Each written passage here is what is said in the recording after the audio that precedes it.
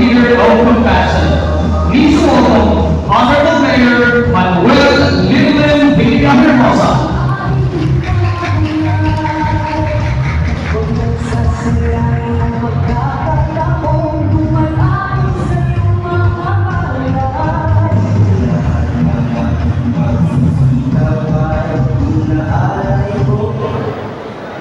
Good morning.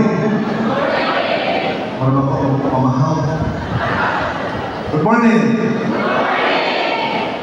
Board Member Carlo Loreto, Vice Mayor Albert Villahermosa, SP members, heads of different offices from national, provincial, and local, my wife Gigi, teachers from MNG, College of Learning, HLBS, Ilocos East, Ilocos South, Ilocos North, from Mindoli, DRD, Oibeco, my friend Tolis, sa Mr. J. Felipe Arelis from Office of Civil Defense, friends. From the Philippine Army, we have Brigadier General Noel Pistover,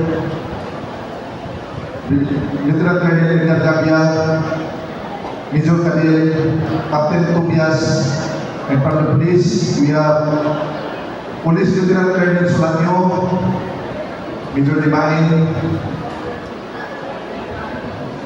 mga kapitan, CSOs, mga SC, mga SC, mga dumbutan ng inyong tanan. Akong dakong kalipay nga nakita kayo sa pagsulong ng bilihong adlaw sa atong nasunong adlaw sa kagawasan o Independence Day. Today, the Philippines marks its 126th Independence Day. This is accord with Proclamation Number 28 of former President Diosdado Macapagal. The proclamation recognizes the establishment of the Philippine Republic by the revolutionary government under General Emilio Aguinaldo on June 2, 1898. This year, we celebrate the 10th Kalayaan Kasaysayan Kinabukasan.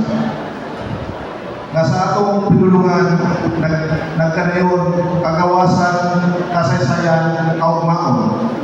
Kini, may nungdanon ng mga pulo, nagpahinugdong o nagiya na natong isip mga Pilipino.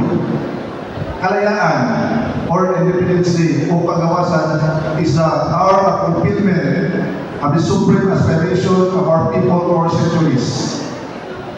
This is a good reason for our pride in sense of national accomplishment.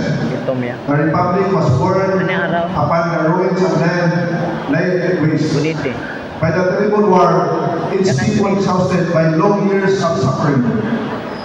Its social, political, and economic structure very badly shaken from its foundation.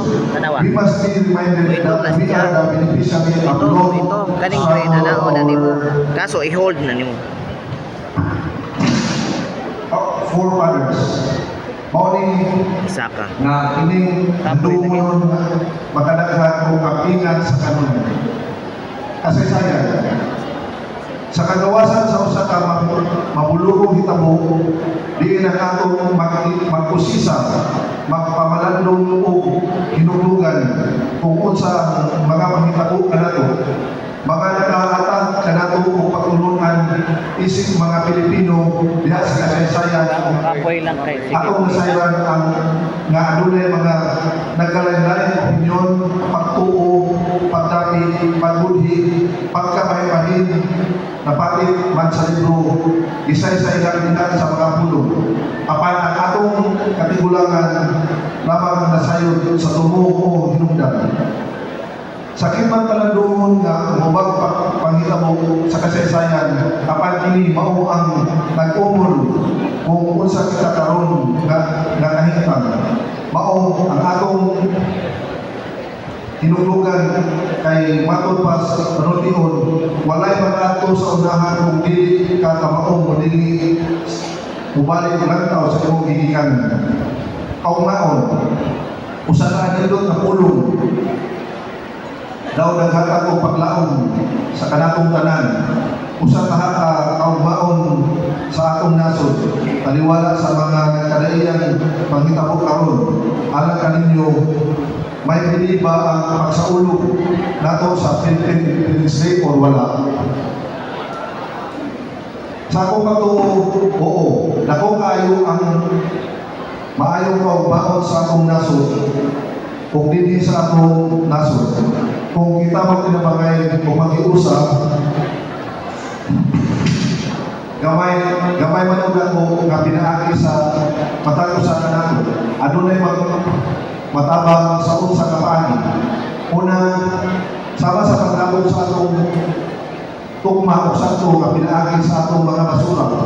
Aron limpyo humot ang atong palibot.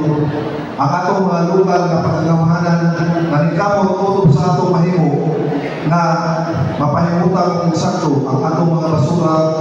Magtinabangay kita nini. Adunay maayong mga pamamaon sa atong lungsod.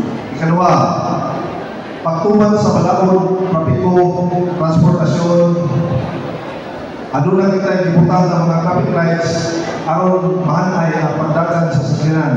Apan naa gihapon dili butuman. Pag-overcharge sa pili ang uban. Kung atong lang tumanon ang mabalaod sa trapiko o sa transportasyon, aduna kita kaugmaon. Ang atong lungsod magtinabangay kita. Ikatulo, atong suportahan ang programa sa gobyerno sama sa pagpadayon sa insurgency free sa atong lungsod sa tabang sa Philippine Army o Police diha sa pagbato sa mga kiniling lugas. Tipik lamang kini sa atong mga paningkamot aron mahimong buhi o pinilihon ang atong kagawasan. Ang kagawasan wala na kanayon nga bisan unsa ang atong himuon. Apan timan-an nato nga ang kagawasan mao ang muliya kanato kung unsa ang maayo o ang ngayon nga himuon pinasubay sa atong paghigugma sa atong labaw nga kagahon o sa atong isip sa tao. Kung tungkol din niya ng paningkamot, musipin kita o angat ka, Ilocosnon. Angat ka, Ilocosnon. Salamat, mabuhay ka, Pilipino, mabuhay ka, Ilocosnon. Mabuhay ka, Hilos! Angat ka, Hiloson! Ladies and gentlemen, once again, our municipal mayor, Honorable Manuel Linlin Villahermosa. At this juncture, we will witness the ceremonial signing of the Memorandum of Understanding. We would like to request Honorable Mayor Manuel R. Villahermosa, Police Major Ambrosio Dimay, Police Brigadier General Noel A. Vistuer of the Philippine Army, and we also would like to request as witnesses General Camilo Ligayo, Honorable Richard Benedict Ogario, Honorable Carlo P. Loreto, Honorable Albert R. Villahermosa, Ma'am Jessica Buzon, Police Lieutenant Colonel Margarita Salanio,